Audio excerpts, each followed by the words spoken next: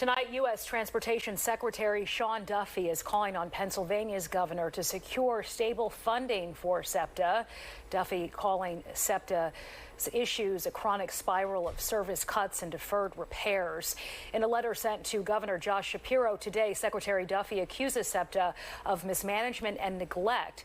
Duffy ordered SEPTA on October 1st to address potential safety risks with its Silver Liner 4 rail cars after a series of fires. SEPTA is now up against a tight deadline to finish inspecting those rail cars.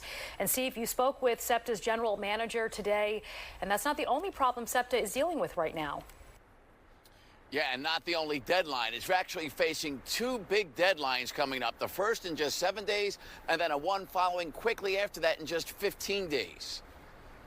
Our ridership has been down month over month the last 2 months. And may be getting worse soon.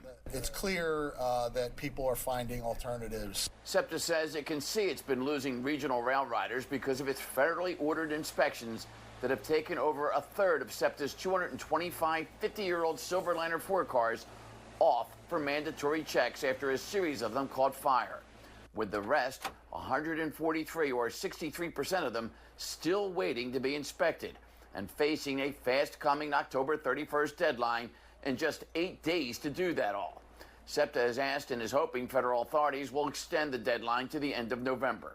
We have an old fleet, the oldest in the country, which makes the multi-million-dollar mistake of going with a Chinese company to buy new double-decker regional rail cars an even worse mistake now. That's 45 more cars that I would have been able to have at my disposal.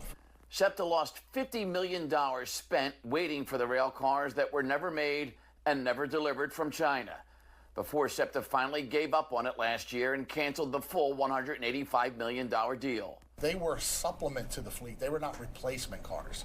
So that was intended. Remember, that decision was made almost 10 years ago. And that was at a time when we were at record high ridership on regional rail. We were looking for expansion. And so it didn't work out for us.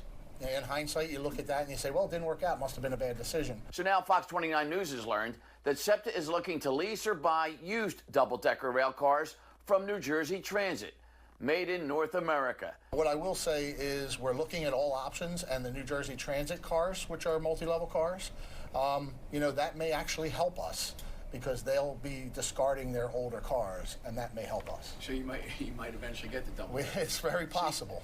And SEPTA has another big deadline looming in just 15 days, when the contract expires with the Transit Workers Union, representing over 5,000 bus, trolley, and train operators, mechanics, and maintenance staff.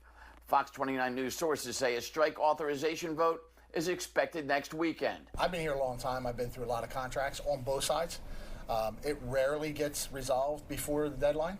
I'm hopeful and optimistic that we have a new president, a new general manager. Maybe we can change that trend. So this letter to the governor from the transportation secretary was made public about an hour after I talked to Scott Sauer. I had no idea that they would mention that double-decker rail car on that story that we broke last year, as I was just following that up today. And in the letter, Secretary Duffy says SEPTA must repay the federal government more than $55 million from the failed rail car procurement from a Chinese manufacturer. The government, he says, will not pay for rail cars SEPTA never received and cannot use. And really tough talk when it comes to those regional rail cars. If changes are not made immediately, it's only a matter of time before SEPTA's crumbling commuter rail system erupts in flames and kills someone, Secretary Duffy wrote to Shapiro. So there is some tough talk from the secretary. And on a maybe happier note, when it comes to the contract that's looming November 7th, Sheba, Jason, the new general manager knows something about that because he was a trolley rider. And SEPTA went on strike twice when he was a member of the union. He's walked picket lines, so he knows the other side, and maybe that'll help get that contract settled and maybe alleviate one of SEPTA's major problems going on all at the same time. Yeah, he's got experience there. Maybe get a deal done before the worst happens. All right. Thanks, Steve Keeley.